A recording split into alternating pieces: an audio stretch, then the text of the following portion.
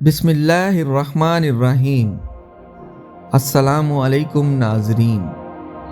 قوم لوط جنہوں نے ایسی برائی کو ایجاد کیا جو ان سے پہلے دنیا میں کسی قوم میں نہ تھی، ایسی بدکاری جس کی مثال تاریخ میں کہیں نہیں ملتی۔ اس قوم نے ایسا کیا کام کیا تھا اور ان کا کیا انجام ہوا؟ آج کی ویڈیو میں تفصیل سے اس بات کا ذکر کیا جائے گا۔ پیارے دوستو، ویڈیو شروع کرنے سے پہلے آپ سے گزارش ہے کہ ویڈیو کو پورا دیکھیں۔ ویڈیو پسند آئے تو ویڈیو کو لائک اور شیئر لازمی کریں۔ حضرت لوط علیہ السلام اللہ کے ایک برگزیدہ نبی تھے۔ آپ کے والد کا نام ہاران تھا جو تابش کے بیٹے تھے۔ آپ کی پیدائش عراق کے قدیم شہر ار میں ہوئی تھی۔ اس شہر میں ابراہیم علیہ السلام کا مسکن تھا۔ دراصل لوط علیہ السلام کے والد ہاران حضرت ابراہیم علیہ السلام کے سگے بھائی تھے، یعنی حضرت لوط علیہ السلام کے والد حضرت ابراہیم علیہ السلام کے بھتیجے تھے۔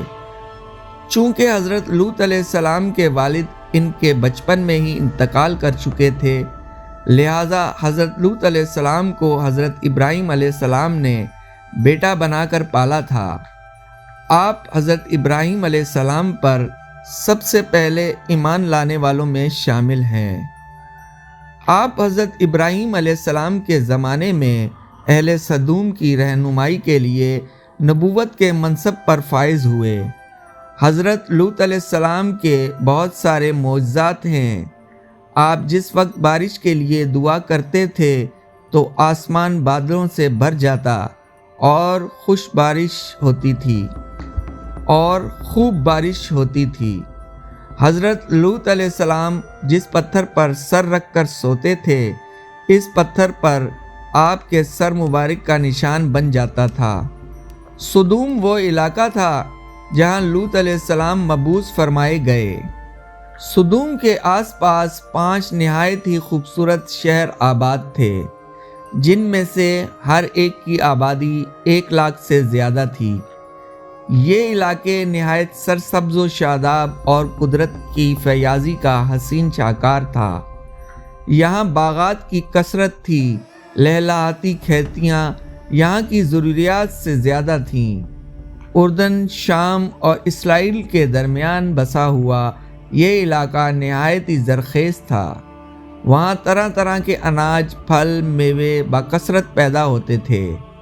یہی وجہ تھی کہ آس پاس کی بستیوں کے لوگ اپنی معاشی اور غذائی ضرورت کے لیے ان بستیوں کی طرف آتے تھے، مگر یہ بات اہل سدوم کے لوگوں کو بالکل بھی پسند نہ تھی۔ ان کے خیال میں ان کی بستیوں میں پیدا ہونے والے پھلوں، اناج اور سبزیوں پر صرف انہی کا حق تھا۔ وہ نہیں چاہتے تھے کہ دوسری بستیوں کے لوگ ان کے علاقے میں آئیں۔ ایک دن سدوم کے لوگ اس بات پر غور و فکر کر رہے تھے کہ باہر سے آنے والے لوگوں کو یہاں آنے سے آخر کیسے روکا جائے، کہ ایک بزرگ کی شکل میں ابلیس ان کی محفل میں آیا اور کہا، اگر تم ان سے پیچھا چھڑانا چاہتے ہو تو میرے کہنے پر عمل کرو۔ اس اجنبی بزرگ کی بات لوگوں نے بہت توجہ سے سنی اور ابلیس نے کہا، باقی بات میں کل بتاؤں گا۔ دوسرے دن ابلیس ایک خوبصورت جوان لڑکے کے بھیس میں آیا اور انہیں اپنی عورتوں کے بجائے مردوں کے ساتھ فعل بد کرنا سکھایا۔ ابلیس نے کہا کہ اگر تم ان بستیوں کے لوگوں سے نجات چاہتے ہو جو تمہاری بستی میں آ جاتے ہیں، تو ایسا کرو کہ جب بھی کوئی شخص تمہارے علاقے میں آئے تو تم لوگ زبردستی اس کے ساتھ اپنی خواہش پوری کرو۔ اس طرح یہ لوگ اس بستی میں آنا چھوڑ دیں گے۔ اپنی نفسانی خواہشات کے لیے مردوں سے بدفعلی اس قوم کا دستور بن گیا تھا۔ یہاں بے حیائی عام ہو گئی تھی۔ حکمران، سردار، رؤسا، ہر طبقے میں گھر گھر یہ عمل پھیل گیا تھا۔ بھری محفل میں یہ لوگ اس فحاشی کے اس کام کو کر کے خوش ہوتے تھے۔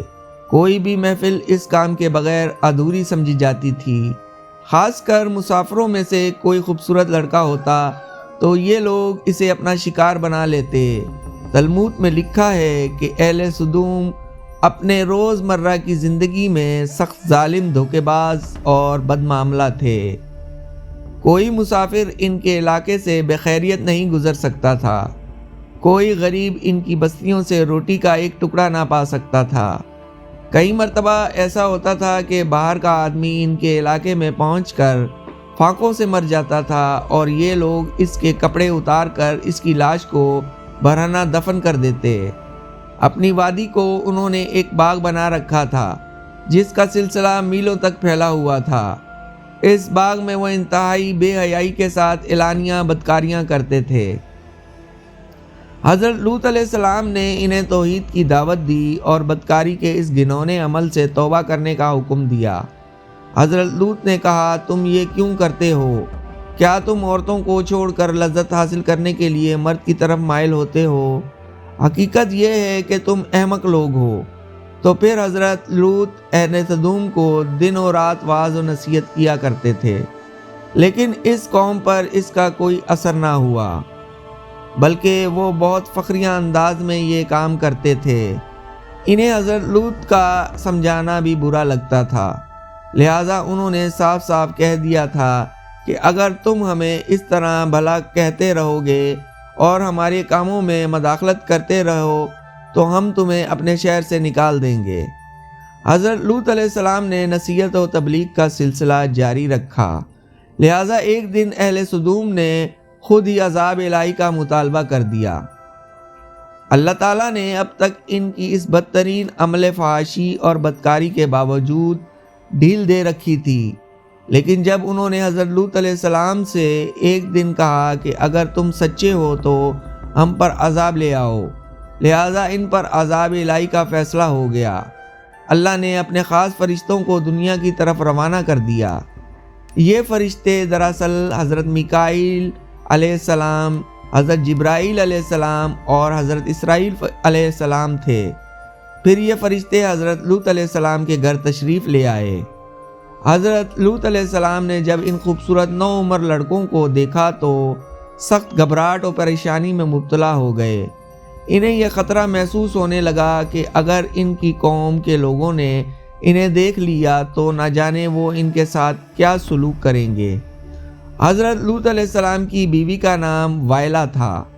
اس نے آپ پر ایمان نہیں لایا تھا اور وہ دراصل منافقہ تھی، وہ کافروں کے ساتھ تھی، لہٰذا اس نے جا کر اہل سدوم کو یہ خبر دے دی کہ لوط علیہ السلام کے گھر دو نوجوان لڑکے مہمان ٹھہرے ہوئے ہیں۔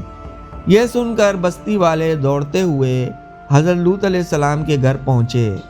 حضرت لوط علیہ السلام نے کہا کہ یہ جو میری قوم کی لڑکیاں ہیں یہ تمہارے لیے جائز اور پاک ہیں، اللہ تعالیٰ سے ڈرو، مجھے میرے مہمانوں کے سامنے رسوا نہ کرو۔ کیا تم میں سے کوئی بھی شائستہ آدمی نہیں؟ حضرت لوط علیہ السلام کی بات سن کر وہ لوگ بولے، تم بخوبی واقف ہو کہ ہمیں تمہاری بیٹیوں سے کوئی حاجت نہیں، اور جو ہماری اصل چاہت ہے اس سے تم بخوبی واقف ہو۔ قوم لوط کے اس شرمسار جواب سے اندازہ لگایا جا سکتا ہے کہ وہ فعل بد میں کس حد تک مبتلا ہو چکے تھے۔ جب حضرت لوط علیہ السلام کی قوم ان کے گھر کی طرف دوڑتی ہوئی آئی تو حضرت لوط علیہ السلام نے گھر کے دروازے بند کر دیے اور ان نوجوانوں کو ایک کمرے میں چھپا دیا۔ ان بدکار لوگوں نے آپ کے گھر کا گھیراؤ کیا ہوا تھا اور ان میں سے کچھ گھر کی دیوار پر بھی چڑھنے کی کوشش کر رہے تھے۔ حضرت لوط علیہ السلام اپنے مہمانوں کی عزت کے خیال سے بہت زیادہ گھبرائے ہوئے تھے۔ فرشتے یہ سب منظر دیکھ رہے تھے۔ جب انہوں نے حضرت لوط علیہ السلام کی بے بسی اور پریشانی کا یہ عالم دیکھا تو حقیقت سے پردہ اٹھاتے ہوئے یوں فرمایا، اے لوط علیہ السلام، ہم تمہارے رب کے بھیجے ہوئے فرشتے ہیں، یہ لوگ ہرگز تم تک نہیں پہنچ سکیں گے، ابھی کچھ رات باقی ہے، تو آپ اپنے گھر والوں کو لے کر چل دو اور تم میں سے کوئی شخص پیچھے مڑ کر نہیں دیکھے۔ اہل سدوم حضرت لوط علیہ السلام کے گھر کا دروازہ توڑنے پر باضد تھے کہ حضرت جبرائیل علیہ السلام نے گھر سے باہر نکل کر اپنے پر کا ایک کونا انہیں مارا، جس سے ان کی آنکھوں کے ڈھیلے باہر نکل آئے۔ اور بصارت ظاہر ہو گئی۔ یہ خاص عذاب ان لوگوں کو پہنچا جو حضرت لوط علیہ السلام کے پاس بدنیتی سے آئے تھے۔ حضرت لوط علیہ السلام حقیقت حال جان کر مطمئن ہو گئے اور اپنے گھر والوں کے ساتھ رات کو ہی نکل کھڑے ہوئے، لیکن پھر ان کی بیوی ان کے ساتھ تھی، لیکن کچھ دور جا کر وہ واپس اپنے قوم کی طرف پلٹ گئی اور قوم کے ساتھ جہنم واصل ہو گئی۔ صبح کا آغاز ہوا تو اللہ کے حکم سے حضرت جبرائیل علیہ السلام نے بستی کو اوپر سے اکھاڑ دیا اور پھر اپنے بازو پر رکھ کر آسمان پر چڑھ گئے، یہاں تک کہ آسمان والوں نے بستی کے کتے کے بھونکنے اور مرغوں کے بولنے کی آوازیں سنی۔ پھر اس بستی کو زمین پر دے مارا، جس کے بعد ان پر پتھروں کی بارش ہوئی۔ ہر پتھر پر مرنے والوں کا نام لکھا ہوا تھا۔ جب یہ پتھر ان کو لگتے تو ان کے سر پاش پاش ہو جاتے۔